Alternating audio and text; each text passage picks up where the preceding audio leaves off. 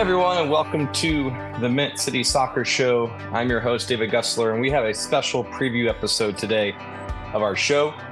No Matt Swift, no Koriensko, but that's okay, because we're here to break down our opponent this weekend, which is that city, Atlanta United.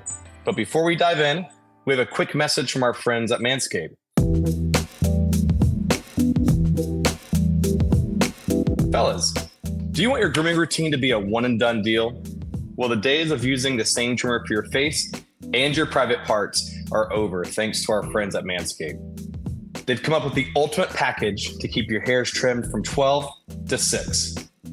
Introducing the Beard and Balls bundle featuring the Lawnmower 5.0 and the Beard Hedger, a trimmer for the moneymaker and another for the boys downstairs. So get 20% off plus free shipping with the code CORNDOG at manscaped.com. And remember, that's 20% off plus free shipping with our code CORNDOG, which is still amazing they let us use that code at manscaped.com. Go there for all your premium grooming experience and trust Manscaped.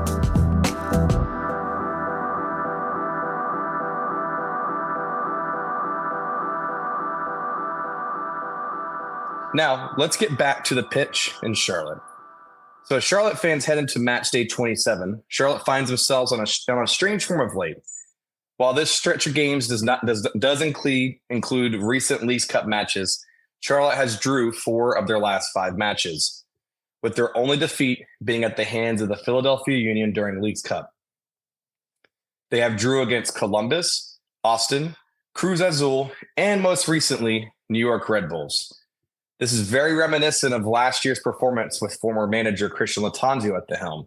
For those fans that remember, we used to go through long stretches of games with draws, and at that time, we were pretty happy to have some draws versus just losses. But I have a good feeling about today's match will break that trend for Dean Smith and the boys. Charlotte's last 2 matches against Atlanta United have ended up in a result that's positive for the Crown. 3 points in both matches while in Atlanta. And all time, Charlotte leads the series with 3 wins and 2 losses. We've only won 1 time at home, and that's thanks to Jordi Alcivar's goal, where Brad Guzan blamed it on a breeze for those fans who remember. But that was all the way back in 2022. So can Charlotte get 3 points today in the bank and break that streak of losing at home or drawing at home against Atlanta United? I sure hope so. So Charlotte's added some weapons since the last time they played in Atlanta. DP striker Karol Swiderski's back in the lineup for the Crown with added weapons like Pep Biel in the midfield. And they've also added experienced and national men's team player at center back with Tim Ream. It'll be exciting to watch if Pep is able to start for the Crown today. He's our latest designated player who, for a lot of fans, wasn't expected either by myself, by a lot of fans, to even be on the game day roster last week. But to our surprise, he was able to come in as a late sub after securing his visa very quickly to be able to get minutes for the Crown. Coach Dean Smith has not confirmed if he'll start today, but many fans are excited to see him possibly linking up with Carol Abada on that attack against Atlanta this week. For those who missed it last week, there were some exciting potential plays with him. While they didn't result in a draw or any points or assist, he at least showed some attacking wherewithal and also being able to have some nice touch on the ball in the middle of the field. Charlotte may also see a familiar face today in Bank of America, and that is Daniel Rios, who is currently on loan from Guadalajara and has appeared in 16 games with 6 goals so far for Atlanta. He is 1 goal away from tying his total goal contribution at 7 while he was at Charlotte FC. Fans remembered Rios for his hold-up play and being able to poach some shots from inside the box. It will be a key matchup to watch for myself if he does start for Atlanta. Malanda and Ream could possibly have their hands full with Rios. Having a player like Saba up top and Rios could really cause some chaos for Charlotte on that defensive line. Table-wise, Charlotte sits at the 6th spot with 38 points right now. Orlando's been creeping up in that 7th spot with 34 points. Charlotte really needs to capitalize on 3 points today to keep that lead ahead of Orlando. And if we want to try to get that 5th or even 4th spot overall. Atlanta, on the other hand, has had kind of an off season compared to their early franchise success.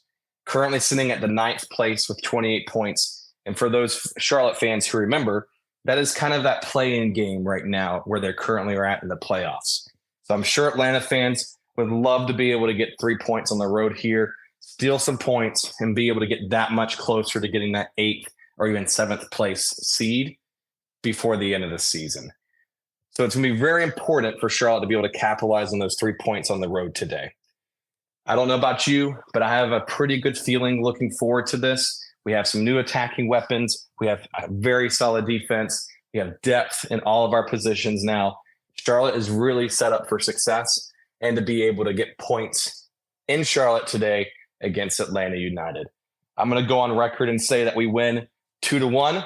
I would love to see Pep be able to get his first goal contribution against Atlanta United at home. Love to see Abada be able to score a goal. And then I do think Daniel Rios gets some revenge against us, scores a goal, but ultimately I feel that we still win 2-1 and grab 3 points. Thanks again, everyone. Hopefully we have a great day today. See you at the tailgate. See you at the game. And let's go get 3 points today.